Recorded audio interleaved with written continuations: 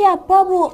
Wajahnya serem kali, matanya melotot, warna matanya merah, Bu, kata dia. Nah, Dewi yang mendengar pertanyaan Raffi yang tidak biasa ini langsung ngomong, ada apa, Nak? Ada apa-apa, Ibu? Nggak ada lihat apa-apa kok, nggak ada apa-apa di tembok tuh. Itu loh, Bu, ada dia ngeliatin kita, Bu. Dia marah, matanya merah, Bu. Dewi yang ngerasa ada sesuatu yang nggak beres langsung bilang lah sama anak, udah ditutup mata anak, udah nggak usah dilihat. Kamu baca aja Al-Fatihah ya, Nak ya. Nggak cuma nyuruh Raffi, Wak, Dewi juga buru-buru nih baca Al-Fatihah dalam hati kan. Tapi entah kenapa Nadia ya, doa yang aku bacakan itu, surat Al-Fatihah yang aku bacakan ini selalu terputus-putus di tengah-tengah. Iya kan, Nak Budua, iya kan, Nasta'in.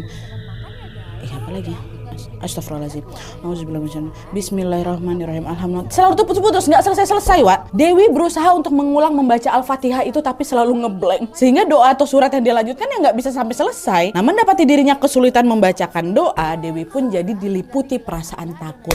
Apalagi di sini Dewi baru ngeh kalau memang betul sejak maghrib tadi nih, nah dia sebelum malam ini ya, sejak maghrib tadi aku memang udah merasa kalau hawa rumah ini berbeda dari biasanya. Cuman di maghrib tadi Dewi nggak ambil pusing, Wak. Dia masih anggap oh itu mungkin perasaan aku aja. Nah, tapi di sini terbukti ketakutan itu semakin bertambah ketika dia mendengar perkataan Raffi barusan. Ada yang berdiri dekat tembok tuh, matanya melotot warna merah. Saat itulah Dewi pun mulai berpikir aneh-aneh. Tapi ya gitulah, Wak, dengan cepat Dewi langsung mengusir pikiran buruk. Udah ini nggak ada apa-apa kok. Mungkin Raffi salah tengok aja.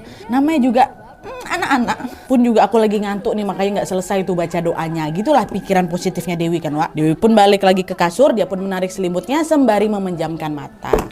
Dah tuh malam pertama. Keesokan harinya Dewi dan kedua anaknya kembali beraktivitas seperti biasa. Masuklah malam nih, Wak. Pada sekitar jam 9 malam Dewi dan anak-anaknya sudah tertidur pulas nih. Pada saat sedang tertidur, tiba-tiba Dewi dikejutkan dengan suara Bima, anak yang kecil, anak masih balita tuh. Bima ini nangis kencang kali suaranya. Terbangunlah si Dewi nih kan, dan waktu dia terbangun ini Dewi mendapati Bima sedang menangis dengan posisi matanya masih terpejam. Dewi langsung lah kan gendong si Bima dan langsung berusaha untuk menenangkan Bima. Tapi Nadia entah kenapa lagi-lagi tidak seperti biasanya tangis Bima ini nggak kunjung reda. Biasa ku gendong bentar, ku tepuk-tepuk, ku nenenin selesai, ini ndak roh. Dewi lanjut lagi baca selawat, baca doa, tapi lagi-lagi Bima masih terus menangis, Wak. Dari tengah malam itu sampai subuh. Bayangkan sampai subuh, Wak, baru Bima ini berhenti nangis, baru dia bisa tidur balik. Nah, Dewi yang merasa kalau kedua anaknya ini bertingkah tidak biasa 2 hari belakangan ini, paginya langsung nelponlah suaminya Mas Gazi kan. Pada saat itu Dewi menceritakan kejanggalan yang mereka alami beberapa hari belakangan. Nah, Mas gini, kata siapa? Kata Mas Dewi. Kata Mas Dewi, kata Mbak Dewi. Mendengar keluhan Dewi, Mas Gazi cuman menjawab santai, Wak. Alah udahlah sayang, jangan dikait-kaitin sama hal-hal mistis, nggak ada apa-apa kok itu.